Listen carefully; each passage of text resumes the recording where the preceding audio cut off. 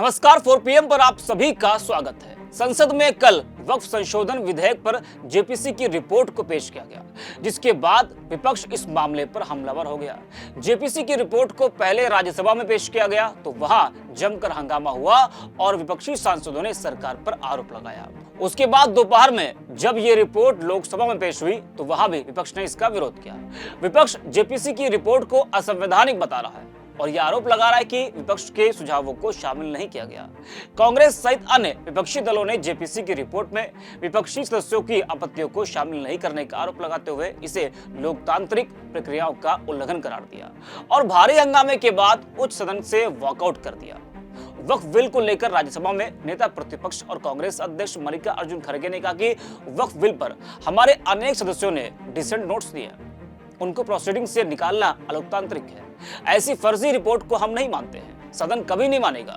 उन्होंने कहा कि जेपीसी रिपोर्ट में कई सदस्यों की असहमति रिपोर्ट है, उन नोटों को हटाना और हमारे विचारों को दबाना सही नहीं है।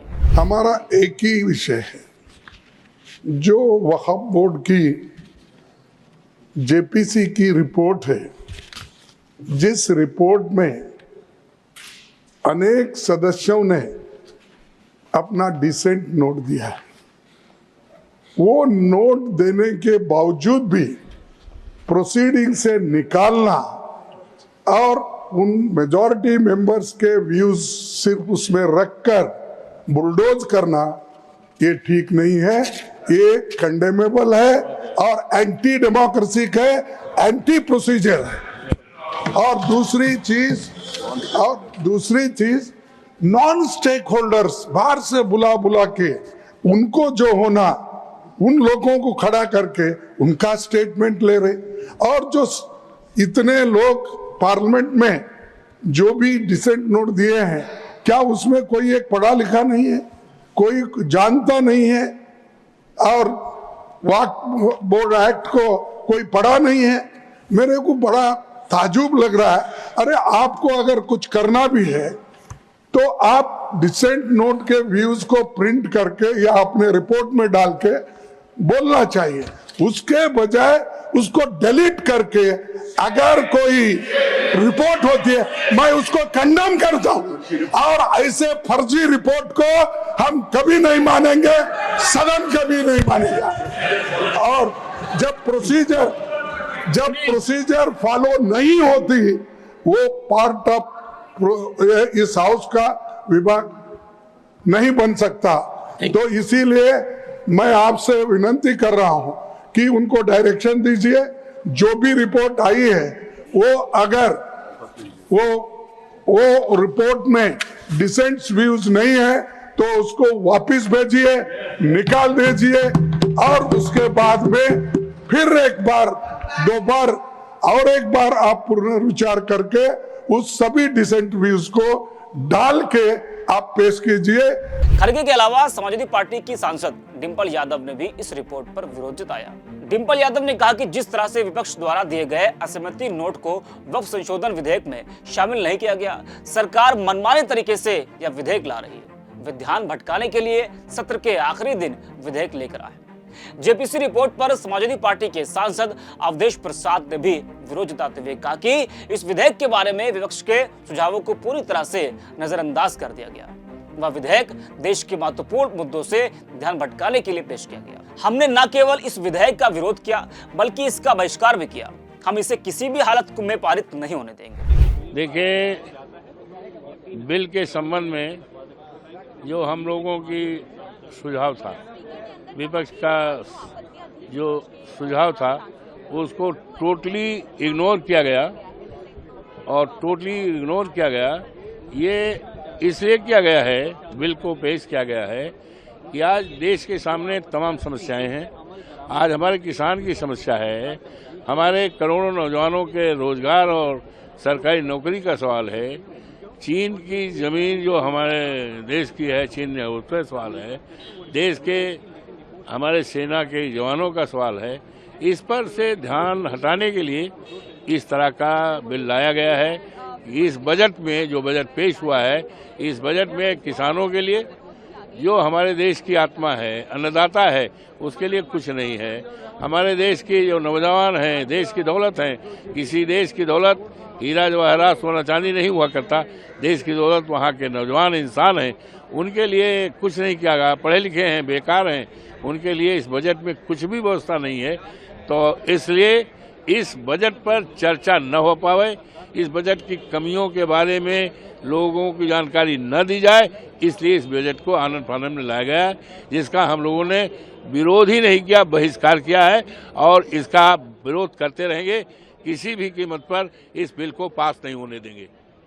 इसी क्रम में कांग्रेस सांसद प्रमोद तिवारी ने भी जेपीसी की रिपोर्ट पर सवाल उठाया और रिपोर्ट को लेकर कहा कि यह देश के हित में नहीं है।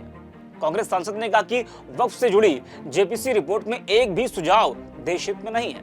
उन्होंने कहा कि विपक्षी द्वारा दिए गए सभी सुझावों को खारिज कर दिया गया जो देश के पक्ष में थे। जेपीसी का उद्देश्य क्या था, इस पर पुनर्विचार किया जाना चाहिए। एक और कदम उठाने से पहले इसे रोकना चाहिए। देखिए, आ जाने दीजिए उसे। सब जग जाहिर है कि उसमें एक भी सुझाव देश हित में, वक्फ के हित में, कानून के हित में जो विपक्ष ने दिए गए थे, पूरे के पूरे रिजेक्ट कर दिए गए। तो जेपीसी बनाने का फायदा क्या हुआ? सारे वो संविधान, वो संशोधन मान लिए गए हैं जो सत्ता पक्ष ने दिया है। तो ये तो बुरी तरह एक जेपीसी की नहीं तो सरकार की रिपोर्ट बन गई। इस पर पुनर्विचार होना चाहिए, इसको रोकना चाहिए और रोककर ही कोई कदम उठाना चाहिए। राज्यसभा में आम आदमी पार्टी के राज्यसभा सांसद संजय सिंह ने भी इस रिपोर्ट पर सवाल उठाए और सरकार को जमकर घेरा। जेपीसी के सदस्य रहे संजय सिंह ने कहा कि हमने अपना पक्ष रखा, हमारे पक्ष से आप सहमत असहमत हो सकते हैं, लेकिन उसको कूड़ेदान में कैसे डाल सकते हैं आप? मैं जेपीसी का मेंबर हूं इस पूरी रिपोर्ट में। और सर, मैं आपसे बड़ी विनम्रता पूर्वक ये बताना चाहता हूं कि हमने अपना पक्ष रखा। हमारे पक्ष से आप सहमत हो सकते हैं, असहमत हो सकते हैं, लेकिन उसको कूड़ेदान में कैसे डाल सकते हैं? वही कांग्रेस सांसद इमरान मसूद ने कहा कि अगर वे हमारे असहमति नोटों से सहमत हैं तो हम भी उनसे सहमत होंगे। मसूद ने इसे मुसलमानों के खिलाफ बताते हुए कहा कि मुसलमानों के खिलाफ नफरत का माहौल बनाया जा रहा है। देखिए, वक्फ बिल जो है अब टेबल किया जा रहा है, ये पूरी तरीके से कानून का जो हमारे संविधान के अंदर हमें दिए हुए अधिकार हैं उनके ऊपर कुठाराघात है। और हमने बार बार पहले भी कहा और अभी भी कह रहे हैं, इतिहास के अंदर ये काले अक्षरों के अंदर लिखा जाएगा कि देश के अंदर रहने वाले अल्पसंख्यकों के अधिकारों को किस तरीके से कुचला जा सकता है। इसकी अगर प्रकाष्ठा देखनी है तो वक्फ है जो बिल ला रहे हैं या कानून जो बनाने जा रहे हैं, इसको देख लीजिए कि देश के अल्पसंख्यकों के साथ किस प्रकार से अत्याचार किया जा सकता है। हम बातें रखी, हमने जो डिसेंट नोट दिए वो डिसेंट नोट भी उड़ा दिए इन्होंने। मतलब इन्होंने तो सारी की सारी जो प्रक्रियाएं हैं उन प्रक्रियाओं को भी ध्वस्त कर दिया। हमारे डिसेंट नोट उड़ा दिए, जो हमने डिसेंट दिए हैं वो डिसेंट भी उड़ा दिए। वही एआईएमआईएम प्रमुख और सांसद असदुद्दीन ओवैसी ने वक्फ विधेयक को असंवैधानिक करार दिया। ओवैसी ने कहा कि यह अनुच्छेद 14, 15 और 29 का गंभीर उल्लंघन है। यह बिल मुसलमानों से वक्फ छीनने और उन्हें बर्बाद करने के लिए लाया जा रहा है। हम इस विधेयक की निंदा करते हैं।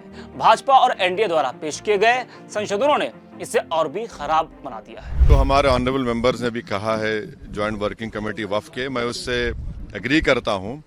एक बात आप समझिए कि ये वक्फ का जो बिल लाया जा रहा है ये सिर्फ और सिर्फ ना सिर्फ अनकॉन्स्टिट्यूशनल है, fundamental rights article 14, article 15, article 29 का ग्रेव वायलेशन है। ये वक्फ को बचाने के लिए नहीं है, वक्फ को मुसलमानों से छीनने के लिए, बर्बाद करने के लिए ये बिल लाया जा रहा है। और इसमें जो एडिशनल अमेंडमेंट्स जो बीजेपी और एनडीए ने पेश किए वो तो उसको और बदतर करता है। आप बताइए कि कैसे मुस्लिम वक्फ प्रॉपर्टीज में नॉन मुस्लिम को मेंबर रखा जाएगा, कैसे आप कलेक्टर एंड अबव ऑफिसर्स को पावर देंगे, कैसे कलेक्टर डिसाइड करेगा कोई वक्फ प्रॉपर्टी है या नहीं, कैसे आप ईवाईक्यू प्रॉपर्टीज का सेक्शन खत्म कर रहे हैं, कैसे आप लिमिटेशन एक्ट को अप्लाई कर रहे हैं जो हिंदू धर्म के प्रॉपर्टीज के ऊपर सिख धर्म के और क्रिश्चियन धर्म पर अप्लाई नहीं होता है। तो ये सिर्फ और सिर्फ ये सरकार आइडियोलॉजिकल बुनियाद पर मुसलमानों को अपनी वर्शिप से महरूम करने के लिए, क्योंकि वक्फ मुस्लिम समाज के लिए एक इबादत है, उसको छीनने के लिए ये बिल लाया जा रहा है। हम इसका कंडेम करते हैं। और दूसरे जो JWC में ऐसे स्टेक होल्डर्स को बुलाया गया जिनको भारत के संविधान पे कोई भरोसा नहीं, जिनके ऐसे ऑर्गेनाइजेशन को बुलाया गया जिनके ऑर्गेनाइजेशन के मेंबर्स आतंकवादी केसेस में अरेस्ट हुए हैं, मर्डर चार्जेस उनके ऊपर हैं, ऐसे लोगों को बुलाया गया है और जल्दबाजी में ये JWC की रिपोर्ट को दिया गया है। इसमें जो भी रिकमेंडेशंस है तमाम अपोजिशन पार्टीज ने उसका ओपनली पुरजोर उसकी हमने मुखालिफत की है। वही सपा सांसद इकरा हसन ने कहा कि वक्फ समिति की कार्यवाही पक्षपातपूर्ण तरीके से की गई है, स्वतंत्र रूप से इनपुट नहीं लिए गए। हम वक्फ बिल के खिलाफ हैं, यह असंवैधानिक है और अल्पसंख्यकों के अधिकारों के खिलाफ है। ये एक माइनॉरिटी बॉडी है, it is not for anybody else to intervene. ऐसी बहुत से संस्थाएं होती हैं, अलग अलग मज़हबों की अलग अलग संस्थाएं होती हैं जो मज़हब इंडिपेंडेंट हैं अपनी संस्थाओं को अपने हिसाब से चलाने के लिए, लेकिन सिर्फ वक्फ बोर्ड को इस तरीके से उसमें अपनी टांग अड़ाकर और उनकी राइट्स को छीनना वो बिल्कुल गलत है। तो बहुत सी कमेटी होती हैं, गुरुद्वारे की कमेटी होती हैं, अलग अलग मंदिरों की कमेटी होती हैं, तो सब अपने मज़हब के हिसाब से चलती हैं, लेकिन सिर्फ वक्फ पे इस तरीके से हमला करना सरकार के द्वारा ये उचित नहीं है। वही सपा के प्रवक्ता फखरुल हसन चांद ने कहा कि सपा शुरू से ही कह रही कि हम वक्फ विधेयक का विरोध करेंगे। यह JPC सिर्फ दिखावे के लिए बनाई गई है, यह सिर्फ भाजपा का एजेंडा है और रिपोर्ट में विपक्षी नेताओं के सुझावों को शामिल नहीं किया गया। फिलहाल JPC रिपोर्ट अब दोनों संसद के दोनों सदनों लोकसभा और राज्यसभा में पेश हो चुकी है।